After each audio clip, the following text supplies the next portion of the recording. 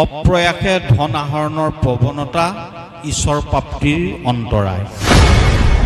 অসৎ উপাৰে ধন ঘটা, সেই ধন ঘটি পাপ ক্ষয়ৰ বাবে কিঞ্চিত অংশ ভগৱানৰ কামত অৰ্পণ কৰা, এই দুইটাই পাপ কথা। আমি বহু ধৰণৰ কথাই কওঁ, অপ্ৰয়াস মন্তব্য কাৰণে সমাজ জীৱনক কেতিয়াবা অস্থিৰ কৰি তোলোঁ, কিন্তু আমি জীৱন সম্পৰ্কে কিমান দায়বদ্ধ বা কিমান সচেষ্ট। আমি জীৱন জীৱন বুলি যাক কৈ থাকোঁ, জন্মৰ পৰা মৃত্যুৰ পৰিব্যাপ্তি যদি জীৱন হয়, সেই জীৱনটো কাছৰো আছে, অন্যান্য জীৱ জন্তুৰ আছে, আমাতকৈ দীঘল জীৱন আছে। তেওঁলোকৰ জীৱনবিলাক দীঘল আছিল, সেইবিলাক জীৱনে বেছিদিনীয়া। ভাৰতীয় পৰম্পৰাত এটা কথা কৈছে, জীৱন বছৰৰ দৈৰ্ঘ্যৰে দীৰ্ঘায়িত নহয় বা তাক জুকিব পৰা নাযায়। জীয়াই থকা দিনকেইটাক কলাত্মক ৰসাত্মক ৰূপে আৰ্হি আদৰ্শৰ সোপান ৰূপে প্ৰতিষ্ঠিত কৰি যাব পৰাটোহে জীৱন। ই বছৰ কিমান বছৰ মই জীয়াই থাকিলোঁ ডাঙৰ কথা নহয়, মই জীৱন কালত মোৰ জীৱনে আন 10জনক অনুপ্ৰাণিত কৰিব পৰাকৈ কিবা এটা কৰি গ'লোঁ নাই, যদি গ'লোঁ সেইটোহে জীৱন। এই ভাগৱতে আমাক সমগ্ৰ জীৱনৰ ব্যৱহাৰ শিকায়। আমাৰ জীৱনৰ কেইবাটাও পৰ্যায় আছে, ব্যৱহাৰিক জীৱন, এটা সামাজিক জীৱন, এটা পাৰিবাৰিক জীৱন আৰু এটা একাকী জীৱন, যিটোক লৈ মই উত্তৰণ ঘটাম। ব্যৱহাৰিক জীৱনত আমি পৰিশ্ৰম কৰিবলৈ শিকিব লাগিব।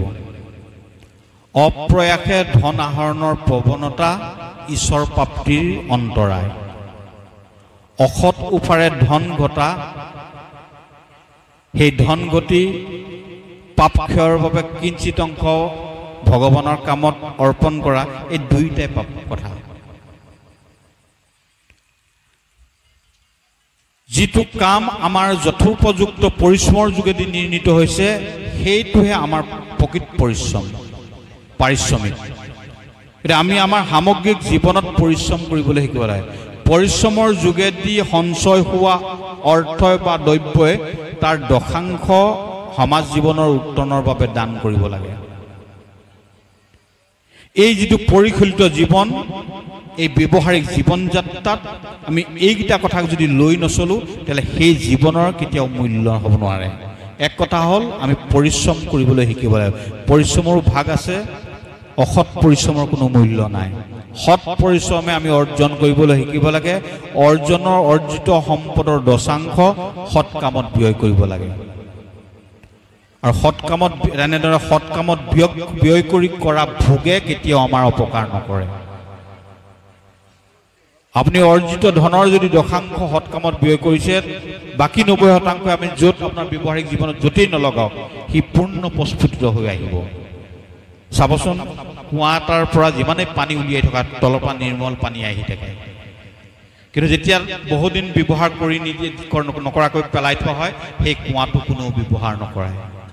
অৰ্থাৎ আমাৰ কেইবাটাও পৰিক্ৰমাই দি আমাৰ জীৱনলৈ ধন সম্পদ ঐশ্বৰ্য বিভূতি আহে, আৰু সেই ঐশ্বৰ্য বিভূতি ধনক যথোপযুক্তভাৱে যদি জগত কল্যাণকে আদি কৰি সামগ্ৰিক প্ৰতিশ্ৰুতি হৈ যদি আমি একাত্ম নকৰোঁ, তাৰ যিটো ধাৰাবাহিকতা সেইটো ক্ষুণ্ণ হৈ পৰে, বা যাৰ ফলস্বৰূপে এটা সমৃদ্ধ জীৱন হঠাতে স্তিমিত হৈ যাব পাৰে।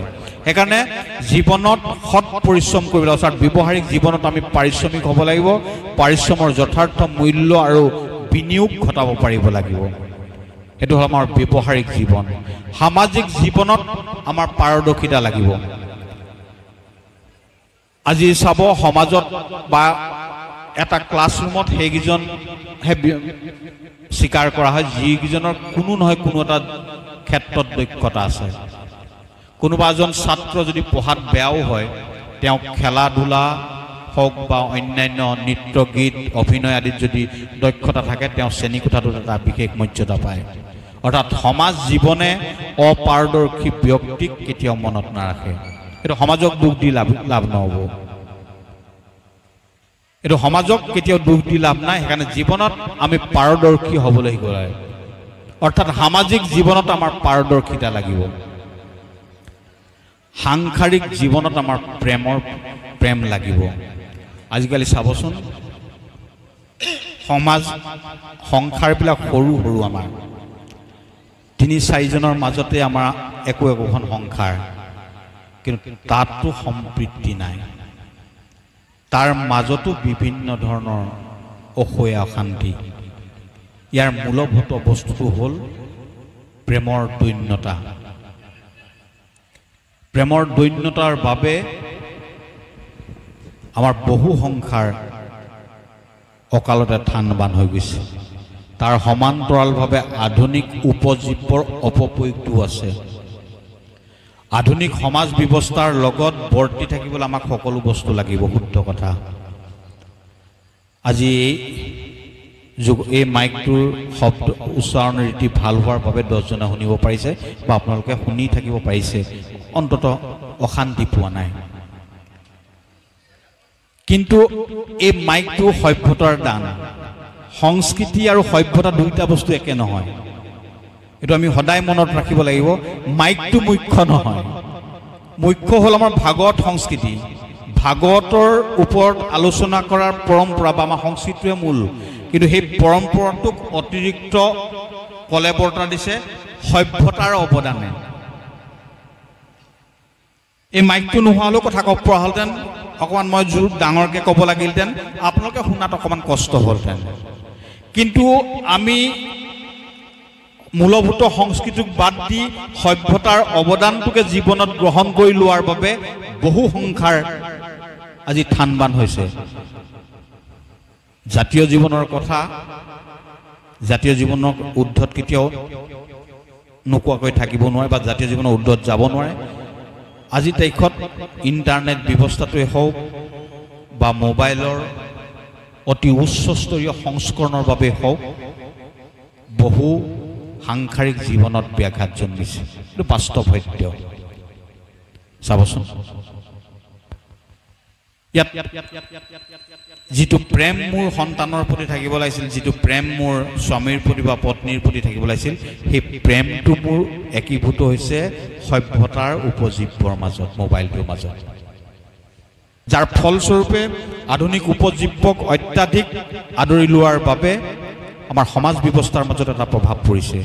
কেতিয়াবা ৰাস্তা দি গৈ থাকোঁতে চাবচোন, ল'ৰা এটা যদি দেখে সি একান্ত মানে মোবাইলটো হৈ গৈছে, সি ক'ব নোৱাৰে কোনফালে গৈছে। এই প্ৰাণৰ বাবেও সংশয়জনক। এই যিটো একনিষ্ঠতা, এইটো অতি দুৰ্ভাগ্যজনক। কিন্তু সেই ল'ৰাটোক একাকী জীৱনৰ পৰা যদি আমি উলিয়াই আনিব পাৰোঁ, মাক দেউতাকে যদি যত্নপৰ হৈ এই সামাজিক শৃংখলাৰ মাজত যদি বান্ধিব পাৰোঁ, সি ইয়াৰ মাজতো ক্ৰমান্বয়ে উশাহ ল'ব পাৰিব, ক্ৰমান্বয়ে এই সমাজখনকো আপোন বুলি ভাবিব পাৰিব। আৰু সেইকাৰণে মূলভূত বিষয়টো হ'ল এক প্ৰেমৰ দোলেৰে সকলোকে বান্ধি ৰখাৰ এটা চেষ্টা কৰিব লাগে। প্ৰেমহীন পৃথিৱীখন বন্ধ্যা, প্ৰেমহীন সমাজখন বন্ধ্যা, প্ৰেমহীন সংসাৰখন বন্ধ্যা, প্ৰেমহীন জীৱন যাত্ৰা বন্ধ্যা। সেইকাৰণে সাংসাৰিক জীৱনত আমি প্ৰেমৰ সৈতে একীভূত হ'বলৈ শিকিব, অৰ্থাৎ সাংসাৰিক জীৱনত আমাক প্ৰেম লাগিব, ভাল পোৱা লাগিব, সহমৰ্মিতা লাগিব। আৰু 4 নম্বৰ কথাটো হ'ল ব্যক্তিগত জীৱন। মোৰ যিটো উত্তৰিত জীৱন বুলি ভাবিছোঁ বা মোৰ আৰু 20 বছৰৰ পিছত যিটো জীৱনৰ ভাৰ লৈ মই গতি যাত্ৰা কৰিব লাগিব, সেইটো জীৱনত পবিত্ৰতা লাগিব। মই কোৱাৰ কথা মাজত মোৰ সংগতি থাকিব লাগিব। কায়িক, বাৰ্ষিক, মানসিক, এই তিনিওটা পবিত্ৰতা লাগিব। মোৰ কথাৰ মাজত পবিত্ৰতা থাকিব লাগিব, মোৰ বাহ্যিক আভৰণৰ মাজত পবিত্ৰতা থাকিব লাগিব, আৰু মোৰ মানসিক চিন্তা চেতনাৰ মাজত পবিত্ৰতা থাকিব লাগিব। অৰ্থাৎ সেই পবিত্ৰতাহে মোক পৰলৌকিক জীৱন প্ৰদান কৰিব। এই যি পবিত্ৰতা, সেই পবিত্ৰতাৰ বিষয়ে মই জানিম আৰু পৰম ব্ৰহ্মই জানিব। তৃতীয় কোনো শক্তি নাই ইয়াক জনাৰ ভিতৰত। এইটো হ'ল শ্ৰীমদ ভাগৱত পুৰাণৰ মূল শিক্ষা। ই হ'ল গ্ৰন্থৰ সাৰ, জীৱনৰ ব্যৱহাৰ, ভগৱানৰ স্বৰূপ। এই 3টা কথা ক'লোঁ। গৃহস্থী জীৱনৰ 7টা সূত্ৰ ইয়াৰ মাজত একনিষ্ঠ হৈ আছে। প্ৰথম কথাটো হ'ল সংযম। প্ৰথম সংযমৰ পৰাকাষ্ঠা আমি দেখা পালোঁ দ্ৰৌপদীৰ যোগেদি প্ৰথম স্কন্ধত। কেনেধৰণে দ্ৰৌপদীয়ে পঞ্চপুত্ৰৰ শোকত বিফল হৈ থকাৰ অৱস্থাটো ভাৰতীয় সভ্যতা সংস্কৃতিৰ এগৰাকী মহিয়সী নাৰী হিচাপে গুৰুপুত্ৰৰ প্ৰতি, ব্ৰাহ্মণৰ প্ৰতি তেওঁ পোৱা আঘাত আৰু পুত্ৰ হত্যাৰ পিছত গুৰুমাতাই পাব পৰা আঘাতৰ যিটো সহমৰ্মিতা, এইটোৱে ভাগৱত ধৰ্ম কৰিছে। তাতেই সেই ভাগৱত ধৰ্মৰ যোগেদি তেখেতে সন্তুষ্টি লাভ কৰিব পাৰিছে। দ্বিতীয় কথাটো হ'ল সংযম। কিমান দূৰ সংযম হ'লে আমি জীৱনক এটা উত্তৰিত গতি দিব পাৰোঁ, সেই সামগ্ৰিক কথা শ্ৰীমদ ভাগৱত পুৰাণৰ মাজতে একনিষ্ঠ হৈ আছে। প্ৰথম হ'ল সংযম, দ্বিতীয় কথাটো হ'ল সন্তুষ্টি। সন্তুষ্টিৰ ক্ষেত্ৰত মই ক'বলৈ পাহৰি গ'লোঁ, বহলাই নকওঁ। যেতিয়া মহাপ্ৰভু যাবলৈ ওলাইছে তেতিয়া কুন্তীয়ে যেতিয়া প্ৰশ্ন প্ৰাৰ্থনা কৰিছে, সেই প্ৰাৰ্থনাত অতি স্পষ্টভাৱে কৈছে, সকলোৱে মোক অনাথ বুলি কয়, কিন্তু মই কুন্তীয়ে কৈছে যে মই সদায় নাথযুক্ত, কিয়নো মই প্ৰতিটো ক্ষণত মই তোমাক স্মৰণ কৰি আছোঁ, তুমি মোৰ কাষত আছা। গতিকে সদায় তুমি আছা, তুমি মোৰ নাথ হিচাপে আছা। সকলোৱে মোক কয় দুৰ্ভগীয়া বুলি, কিন্তু মই ভাবোঁ মই দুৰ্ভগীয়া সেই মুহূৰ্তত, যি মুহূৰ্তত মই তোমাক পাহৰিছোঁ সেই মুহূৰ্ততে মই দুৰ্ভগীয়া। আৰু মই আজিও এই তোমাৰ সন্মুখত কৈছোঁ, মই বিপদৰ উপৰি বিপদ বিচাৰিছোঁ। যুধিষ্ঠিৰৰ ৰাজমাতা হিচাপে মই অকণ্টকা ভাৰতৰ ৰাজমহিষী হ'ম, এই স্বপ্ন মোৰ নাই। মই কেৱল দুখৰ উপৰি দুখ বিচাৰিছোঁ, কিয়নো দুখ থাকিলেহে মই তোমাক স্মৰণ কৰিম, আৰু তোমাক স্মৰণ কৰিলে তোমাক প্ৰাপ্তি হ'ম। এইটো সন্তুষ্টিৰ পৰাকাষ্ঠা। তাৰপিছত সন্তান কেনেকৈ আহে বোলে দ্বিতীয় কাহিনী আছে, তৃতীয় সপ্তম স্কন্ধত। সংবেদনশীলতা কেনেধৰণে হ'ব লাগে নৱম স্কন্ধত আছে। ৰামৰ সম্পৰ্কে সংকল্প কেনেকুৱা হ'ব লাগে, সংকল্প হ'ব লাগে শুকদেৱৰ দৰে, সংকল্প হ'ব লাগে পৰীক্ষিতৰ দৰে, যি সংকল্পৰ যোগেদি মৃত্যুঞ্জয়ী যাত্ৰা এক ৰচনা কৰিব। সক্ষমতা কেনেদৰে হ'লে ভাৰত যুদ্ধত একচ্ছত্ৰী সম্ৰাট হ'ব পাৰে, এয়া যুধিষ্ঠিৰৰ যোগেদি শিকিব পাৰি। আৰু সমৰ্পণ কেনেকুৱা হ'ব লাগে, ইয়াৰ একাধিক উদাহৰণ আছে। মই এটা শ্লোকে সমৰ্পণৰ কথা কৈছোঁ।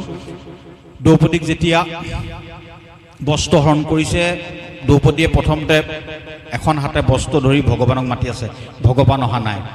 তাৰপিছত দেখিলে মোৰ ইয়াত পঞ্চস্বামী আছে, মোৰ শহুৰসকল আছে, মোৰ ককাসকল আছে, কোনো কিন্তু আজি এই দুৰ্যোগৰ মুহূৰ্তত মোৰ হৈ থিয় হোৱা নাই। সেই মুহূৰ্তত দুইখন হাত এৰি পেলাই একান্ত মনে ভগৱানক সমৰ্পণ কৈছে নৈবমে পতয়সন্তি ন পুত্ৰ ন চ বান্ধৱ ন ভাতৰ নৈব পিতা নৈব ত মধুসূদন চতুৰ্ভি কাৰণে কৃষ্ণ তয়ে ৰক্ষাস্মি নিত্যস সমন্ধাত গৌৰৱাত সখ্যাত প্ৰভুত্বই নচকে চব। মোৰ ইয়াত ভাই নাই, ভাতৃ নাই, স্বামী নাই, পিতৃ নাই, মোৰ ইয়াত কোনো নাই, মোৰ তোমাৰ বাহিৰে কোনো নাই।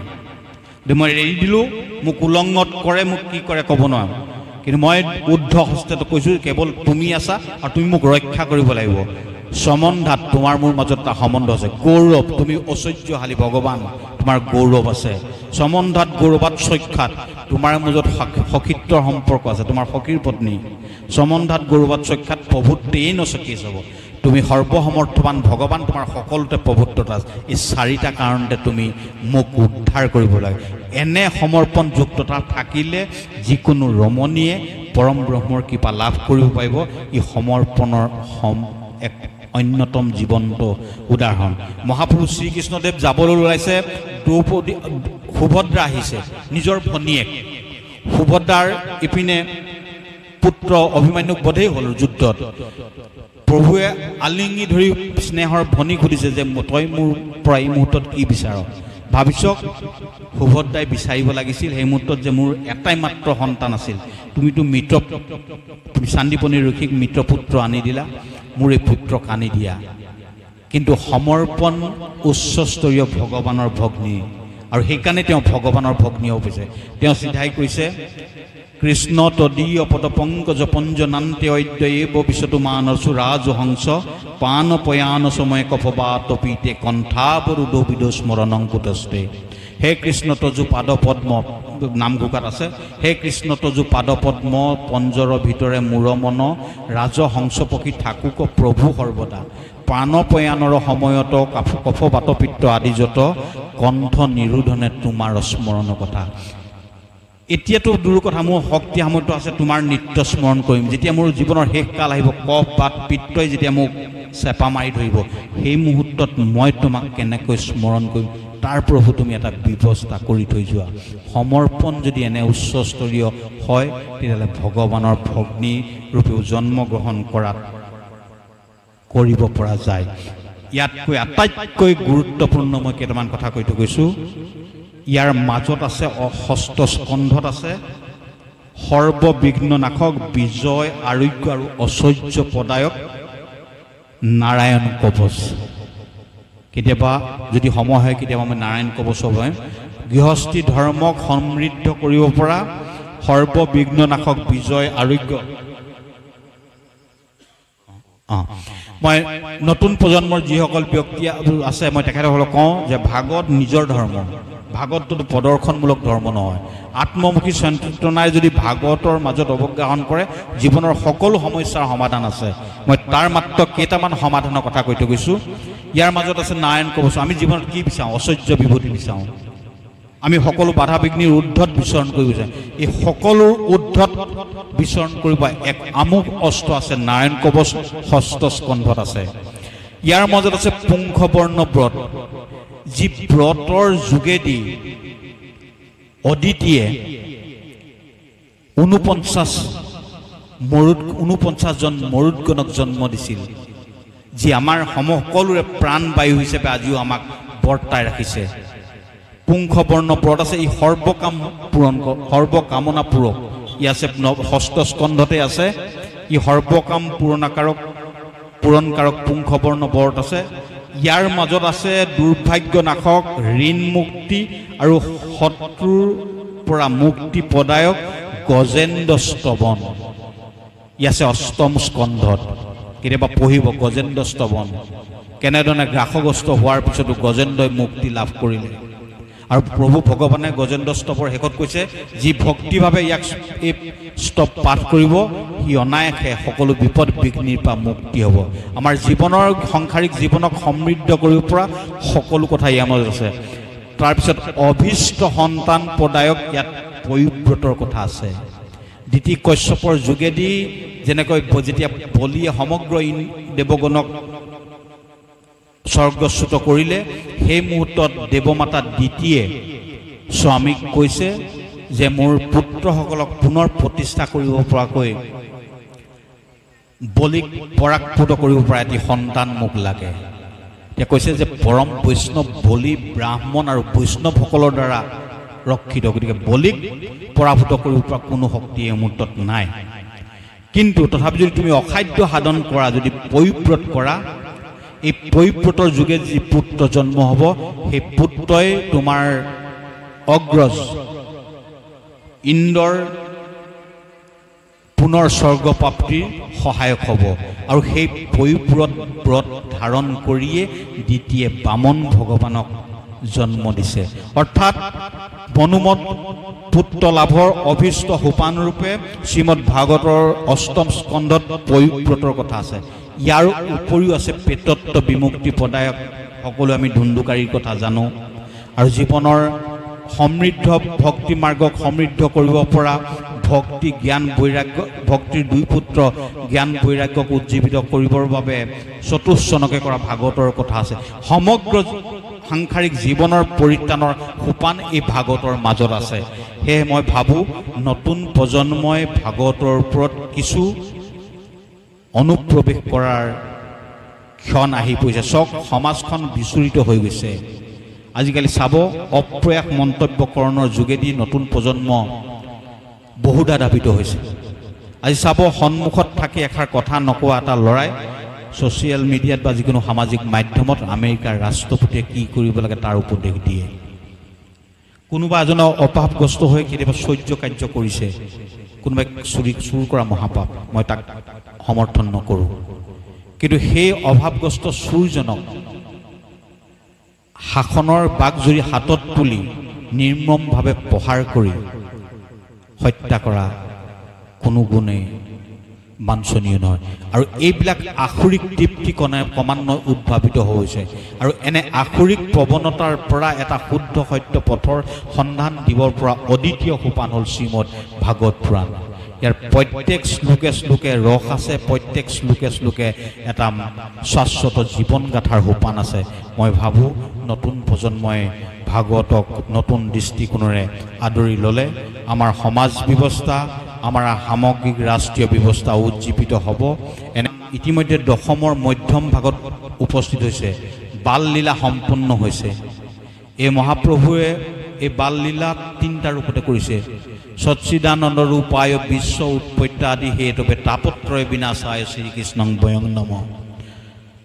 প্ৰভুৱে আদি দশম, মধ্য দশম, শেষ দশম, এই তিনিটাৰ সচ্চিদানন্দ ৰূপায় বিশ্ব উৎপত্তি আদি হেতুব তাপত্ৰয় বিনাশায় শ্ৰীকৃষ্ণং বয়ং নম। সচ্চিদ আনন্দ, প্ৰেমঘন, প্ৰতাপঘন, প্ৰজ্ঞাঘন। চাবচোন মহাপুৰুষ শ্ৰীকৃষ্ণদেৱৰ তিনিটা লীলাই, প্ৰেমঘন, প্ৰতাপঘন, প্ৰজ্ঞাঘন। এই তিনিটা লীলাৰে তেওঁ পৃথিৱীত ধৰাধাম লীলা কৰিছে। এই তিনিটা লীলাই আমাৰ তিনিটা নাশ কৰিছে তেওঁৰ শ্ৰৱণ কীৰ্তনে। আমি কায়িক, বাচিক, মানসিক তিনিভাৱে পাপ কৰোঁ। বেয়া কথা কওঁ, সি এটা পাপ হয়। বেয়া কাম কৰোঁ, সেইটো এটা পাপ হয়। মনেৰে বেয়া কাম, পৰৰ অহিত চিন্তা কৰোঁ, সেইটো এটা পাপ হয়। তিনিটাৰ উপায় পাওঁ, মুখেৰে, ইন্দ্ৰিয়ৰে আৰু মনেৰে। এই তিনিটা পাপে আমাক তিনিটা পথ দগ্ধ কৰে, আধ্যাত্মিক, আধিদৈৱিক, আধি ভৌতিক।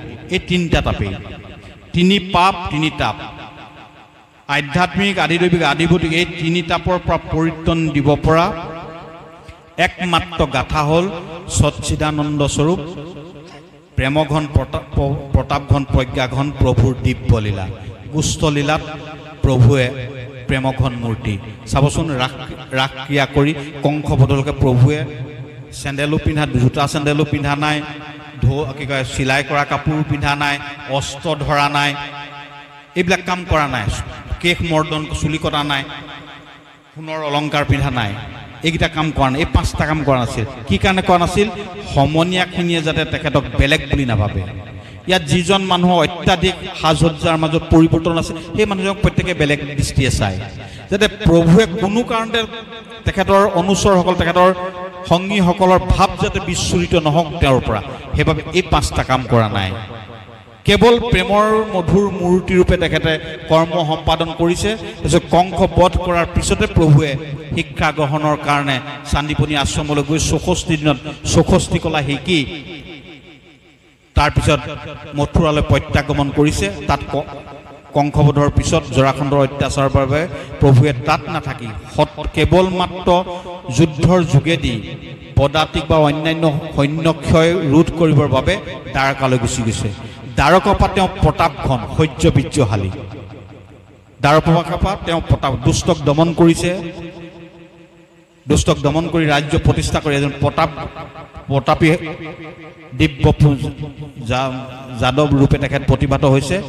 তাৰপিছত গৈ গৈ গৈ গৈ মহাভাৰতৰ যুদ্ধৰ প্ৰাৰম্ভত অৰ্জুনৰ ৰথৰ সাৰথী ৰূপে গীতা জ্ঞান প্ৰদান কৰাৰ পৰা জীৱনৰ শেষ খণ্ডত অস্বস্থ বৃক্ষ তলত উদ্ধৱ মৈত্ৰীয় বিদ্ৰোহক প্ৰমুখ কৰি দি যোৱা পৰমাৰ্থিক জ্ঞানৰলৈকে তেওঁ জ্ঞান মূৰ্তি প্ৰজ্ঞাঘন ৰূপে প্ৰতিভাত হৈছে।